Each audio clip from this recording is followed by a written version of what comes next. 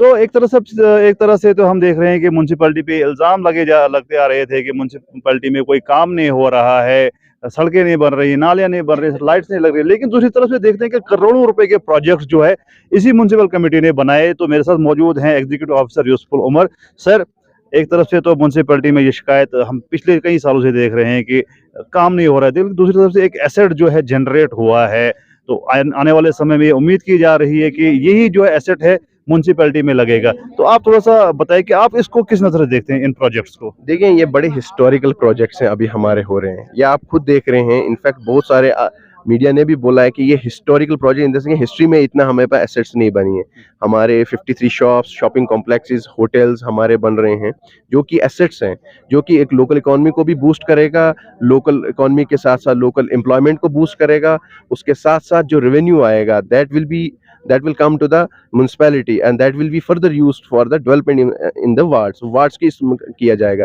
देखें, ये एक हिस्टोरिकल इन द सेंस कि हमारे पास पार्क्स बन रही है। आप कहीं देखें, अभी म्युनिसिपैलिटी, मुझे लगता है भद्रवाह की पहली म्युनिसिपैलिटी जहाँ पे हमारा ओपन जिम पार्क कंप्लीट होके हमने हैंड ओवर कर दिया है।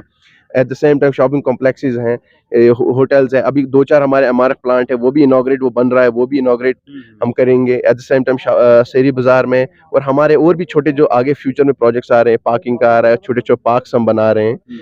तो ये एक भद्रवाह की टोन के जो अगर फ्यूचर में बढ़ भी जाए, टोन का जो कि प्रपोजल भी है, उसमें भी हेल्प करेगा रेवेन्यू के हिसाब से, और एट द सेम टाइम जो लोकल इंफ्रास्ट्रक्चर को भी बूस्ट कर रहा है। तो ये सब 1-2 साल पहले जो है ऐसा कुछ किसी के माइंड में ही नहीं था कि भदरवा में इतना 5 करोड़ का होटल बनेगा, इतनी 53 प्लस शॉप्स बनेंगी और भी इन एसेट्स बनेंगे। और भदरवा म्युनिसिपल कमिटी को जो है गरीब कम्युनिटी जो है कमिटी माना जाता है क्योंकि रेवेन्यू जनरेट होता है।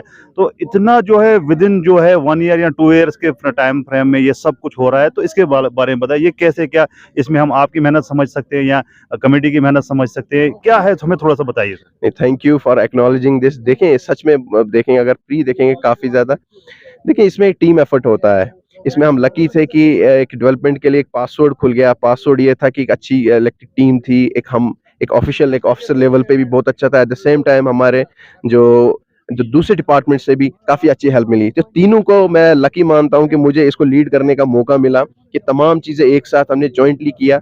तो ये डेवलपमेंट हमने रात दिन करके, ये बड़ी मेहनत से, बहुत ही डिफरेंट हेड से फंड्स लाए, कोई एफसी ग्रांट से, कुछ कैपेक्स से, कुछ सेल्फ फाइनेंस से पैसे लाके हमने ये कॉम्प्लेक्सेस बनाए। काफ़ी जद्दोजहद से हमने यहाँ डायरेक्टर ऑफिस से फंड्स लाए हैं। तो और खुशी की बात यह है कि हमारे फंड्स जो हैं और एक्सपेंडिचर इस टाइम सबसे ज़्यादा पूरी अर्बन लोकल बॉडीज़ में भद्रवाह का सबसे अच्छा है, और ये एक्सपेंडिचर हमारे लैप्सेस नहीं हो रहे हैं, पैसा लग रहा है। तो ये एक जॉइंट एफर्ट है, और लकी मानता हूँ कि इसको लीड करने का मुझे मौका मिल गया। एक सवाल मैं करना चाहूँगा सर। नाज़रीन, मैं सबसे पहले आपको ये बताना चाहूँगा कि ऑफ़िसर आते हैं, जाते हैं, कितने ऑफ़िसर भदरवा में आए, कितने गए, लेकिन कुछ ऑफ़िसर हैं जिनका काम जो है सदियों तक जो है याद रहता है। तो यूसुफ़ुल उमर साहब भी उन्हीं में से एक हैं कि ये कल को इन्होंने और ऊपर जो है हायर पोस्ट पे जाना है, एक बड़ी कुर्सी पे भी आगे जाना है, लेकिन इनके जो काम है वो याद रहेंगे।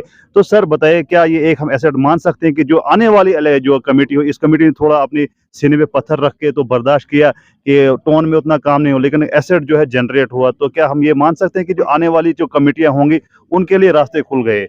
उनके लिए जो है, जो वो कोई कमी नहीं रहेगी पैसों की अपने वार्ड्स में यूटिलाइज़ करने के लिए? थैंक यू आपके एक्नॉलेजमेंट का। मैं अपना काम मानता हूँ, मैं अपनी ड्यूटी मानता हूँ कि जो अपनी काम दिया गया था उसको अच्छी तरह निभाना। तो मैं तो खुशी मानता हूँ कि इस वजह से मेरे टोन को जहाँ मेरे को मौका मिला शुरू करने का, तो उससे ज़्यादा फ़ायदा हो।